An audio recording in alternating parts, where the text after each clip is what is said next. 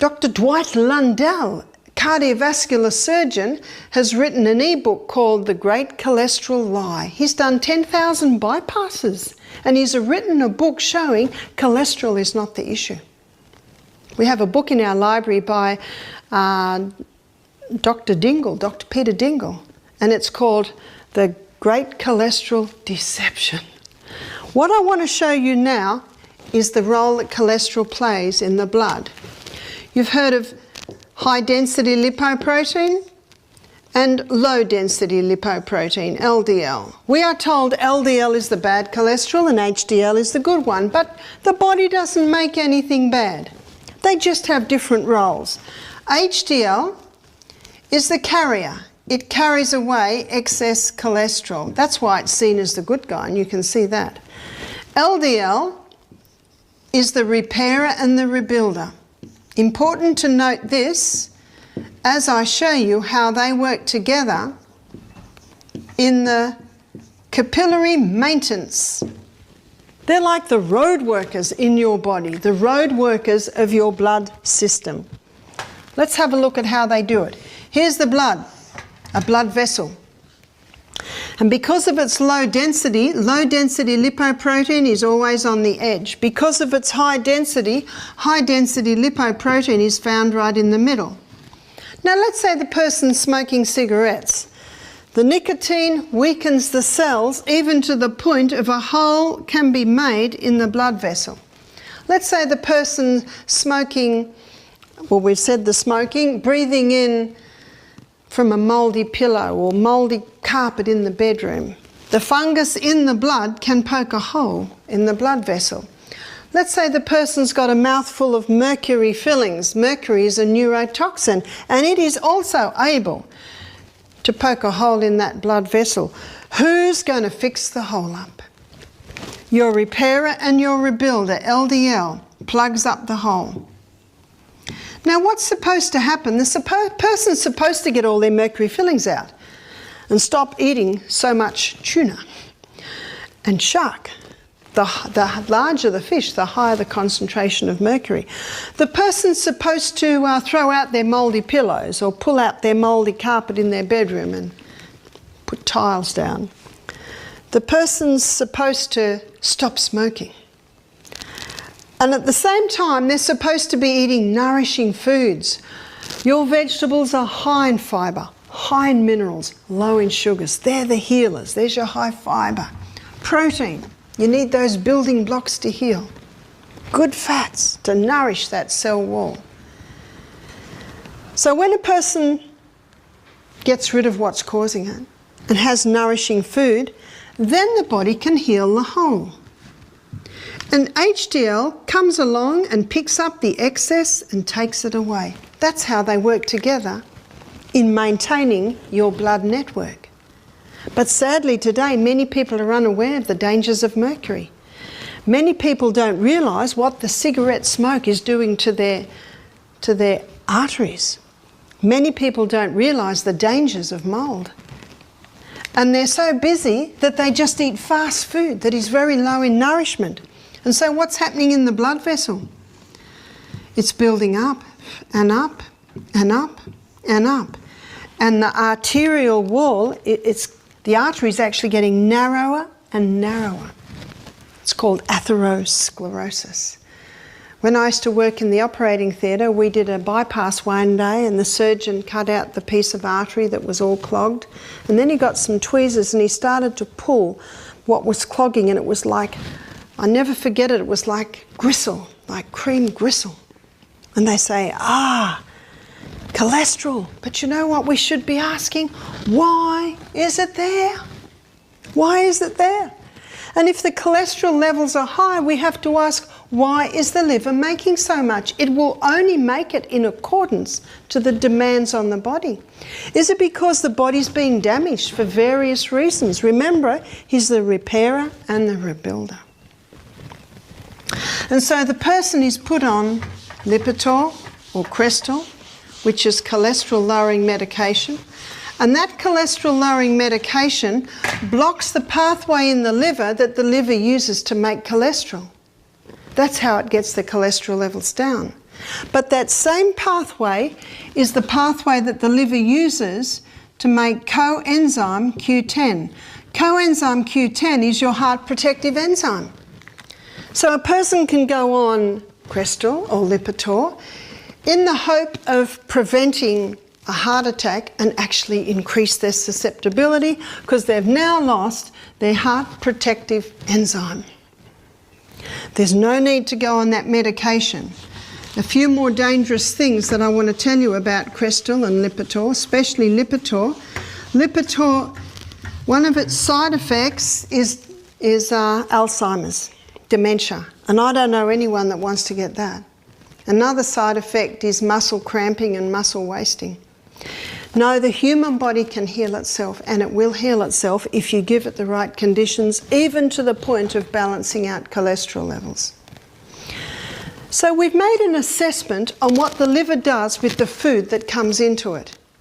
Now I want to show you what it does to something else a little bit more sinister that comes in, and this is environmental toxins. We are all subject to environmental poisons. They come into the body, they go into the blood, they come up to the project manager, and the project manager often says, oh, this is a nasty, nasty guy. Wrap him up in fat and store him. And so all through our life, when these environmental poisons come in, these fat-soluble toxins are stored in our fat cells. And then the person comes to Misty Mountain Health Retreat. And the person goes through a detox. They only have juices for a couple of days. Not enough glucose to run on. And so what the liver does, it starts breaking down some of the fat stores to give glucose for those extra energy needs. But something a little bit more sinister gets released. And I think most people are aware that when they go on a detox, their breath isn't as nice as normal, the body odour's a little worse than normal, what they're releasing into the toilet is a little worse than normal. It's because of the release of these fat-soluble toxins. When these fat-soluble toxins are once again in the bloodstream, they once again come up to the liver. Now, if it can, the liver will break that down to a water-soluble state. And that's what I want to show you now, how the liver does that. Phase 1 of the liver detox, the liver takes this fat-soluble toxin and it breaks it down to a metabolite. A metabolite, very simply, is the first stage of metabolism. And this metabolite is a little bit more complex than it originally was. This metabolite creates a lot of free radicals, which are damaging to the tissues. This metabolite is highly volatile, causing damage where it goes. This metabolite is sometimes 100 times more toxic than it originally was. So you might claim, well, what's the liver doing? It's just created something that's far more toxic than it originally was. It's a process. It's like when I clean the kitchen cupboards out, my kitchen looks 100 times messier than when I started. It's just a process. And your liver has certain needs at this stage. Your liver needs antioxidants because antioxidants have a nickname. They're called free radical scavengers. Your most potent antioxidants are beta-carotene. And beta-carotene is found in all your orange and your red-coloured vegetables. That's why at Misty Mountain Health Retreat, every juice we serve is either red or orange or green, high in beta-carotenes. The most famous antioxidant is vitamin C. Vitamin C is known as ascorbic acid. And vitamin C, as ascorbic acid, is a potent antioxidant. It has a lot of extra electrons to balance out the free radicals. But ascorbic acid by itself once it has balanced out all the free radicals, it itself can become a free radical. But in nature, ascorbic acid is found with bioflavonoids. And research now shows that the bioflavonoids are continually feeding extra electrons to the ascorbic acid to protect it from becoming a free radical. Bottom line is, when you buy vitamin C, make sure your ascorbic acid has bioflavonoids with it. I'm going to write these two sideways because they are not antioxidants, but they are required in phase 1 of the liver detox: minerals and vitamin B. Before we move on, there is one more antioxidants. It's vitamin E. Vitamin E is a fat-soluble vitamin, and at Misty Mountain Health Retreat, on the juicing days, we serve protein drinks to our guests, and that is where they'll find their vitamin E. Within 36 hours of starting a detox program, phase 2 kicks in. So phase 2 takes this highly toxic, highly volatile metabolite and joins it together with amino acids. The union of this highly toxic metabolite and the amino acids creates the water-soluble state. As a water-soluble state, it can be easily released out of the body, and its symbol is a wave in a box. Phase 3 happens in conjunction with phase 2. So phase 3, the liver takes this water-soluble state and it releases out via your urine, via your sweat glands, and via your colon. They're probably the 3 main areas that this water-soluble state can be released out of the body. This information has only been known since 2002. Any book written before 2002 will not have this information in it. I do not think at the time of his death that Dr. Atkins realised the full effect of his diet. I mean, his book was #1 on the New York Times best-selling list 4 years running. Why? Because people were getting results. But I talked to a Dr. Benjamin in New York, who was Dr. Atkins' patient. He said, I believe if Atkins had read the China study, Atkins would have become a vegetarian, because Colin Campbell shows in the China study the dangers of this high meat, high animal protein, high animal fat diet. And as I showed you previously, you can do it very effectively on a vegetarian diet. So the needs for phase 2 is protein to provide the amino acids. The needs for phase 3 are basically your fats. And in the protein drink that we serve our guests, we put coconut cream in it, so they're getting a very nice fat there, as I'll show you when we get to the fat lecture.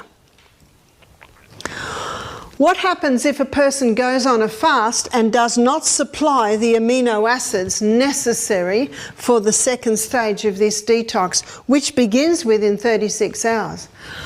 Well, if within 48 hours no protein, no amino acids are supplied, the liver can suffer 25% liver function loss. That's your project manager. You don't want your project manager to go down. Cancer cannot get a hold on the body if the liver is working in optimum conditions. We need more protein today than any generation that has ever lived on the planet. And Dr. Colin Campbell shows very clearly in his book, The China Study, there is no danger with the vegetable protein. It's only with the animal protein. Vegetable protein is very clean burning fuel, very easily used by the body. In Florence Nightingale's book, she noted that if she had a very sick patient, someone who was almost on death's door, they responded to 2 things: beef tea and raw milk. Now, what do beef tea and raw milk both contain? Protein. Now, we are not going to give our guests at Misty Mountain beef tea or raw milk. We'll give them protein drinks. The protein drinks that we supply are made out of a pea protein. I gave this lecture in America one year, and the man said to me, "This is very interesting," but he said, "This is not for your lay people, this is for your academics." I said, "Lay people have livers too, you know." This is very important information for anyone living on planet Earth in 2014, 15. We're nearly in 15. Isn't it wonderful that if we give our body the right conditions, the liver has the ability to effectively detoxify us from environmental poisons, because we all come in contact with them. You can almost not get away from them today. The liver is a remarkable organ, as you can see, with an amazing ability to revive and to heal if given the right conditions. So you can see from looking at this, it is important that the liver have lots of vegetables, especially your red and your green coloured vegetables.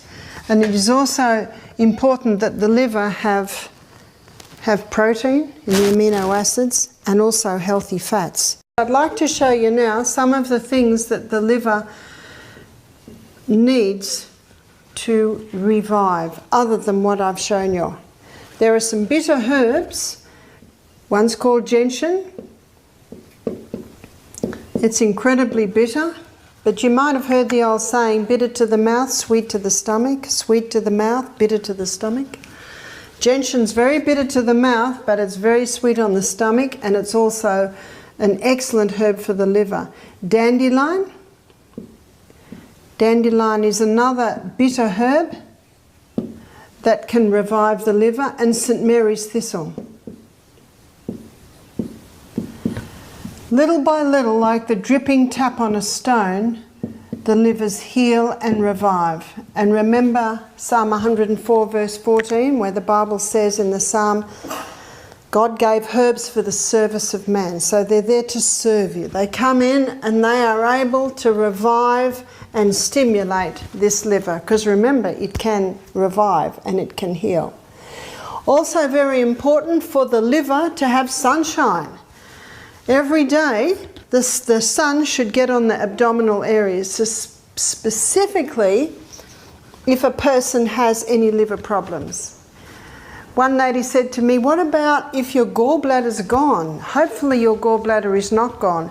But if your gallbladder is gone, all is not lost, because the gallbladder, which basically sits under the liver, a bit like this, into the bile duct, it is a reservoir for bile. It's connected basically like that. It's a reservoir for bile. It is the liver that makes the bile, and if the gallbladder is taken away, then the liver, of course, still makes bile, and the bile goes straight from the liver down to the bile duct. And the bile is probably one of the main enzymes that help in the breakdown of fats in the body. Some people think it's fat that causes gallstones. Gallstones are like little stones that seem to accumulate in the gallbladder, and if ever they start to pass, that's incredibly painful.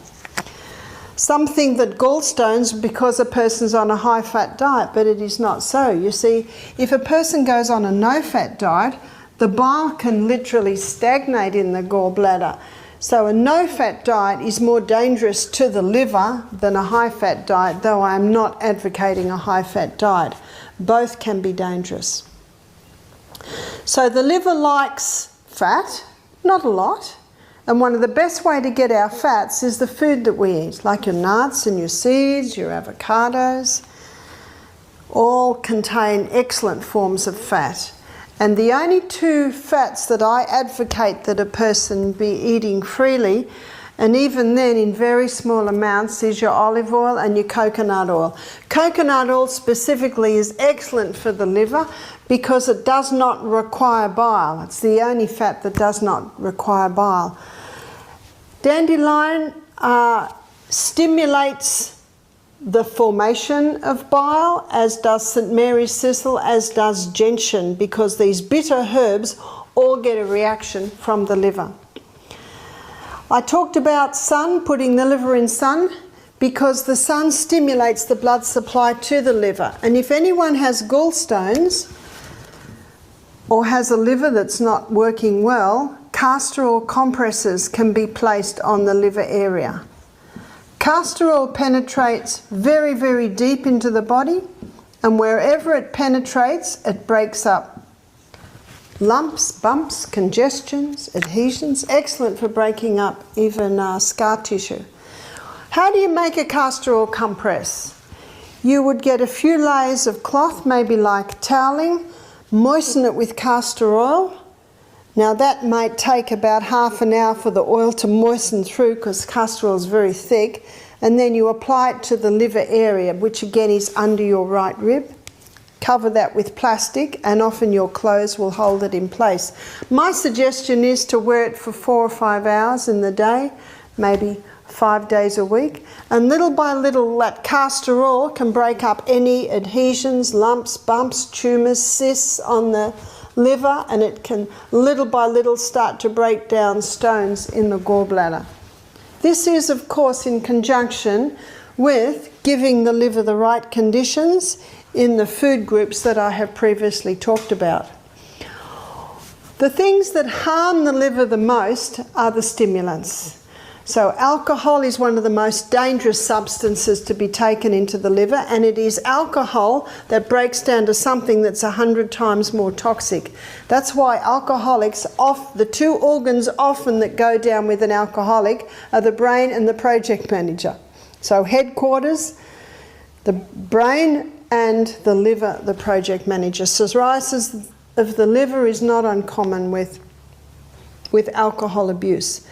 All drugs affect the liver. Remember, he's the master chemist. He's the sieve. Everything that goes into the body goes first through the liver. So the more toxic the substance is coming in, the more the liver is harmed by that. Also, constipation can harm the liver, because when the colon's not working well, you get some fermentation happening, putrefaction, that affects the blood, which again has to go to the liver, and the liver's the one that has to deal with that. So you can have a happy liver by giving it the right nutrients, by giving it some bitter herbs, by putting a castor oil compress on it, giving it some sunshine. Make sure that it rests every night. You know, one way that you rest the liver is to not eat at night. When you eat a large evening meal, when you go to sleep, your stomach still has to work, and putrefaction and fermentation happens because digestion's not happening as quickly. And again, any toxic waste that goes into the body has to be dealt with by the liver. You may have heard the old saying that we should have breakfast like a king, lunch like a queen, and tea like a pauper. It is true. Exercise, very important for the liver.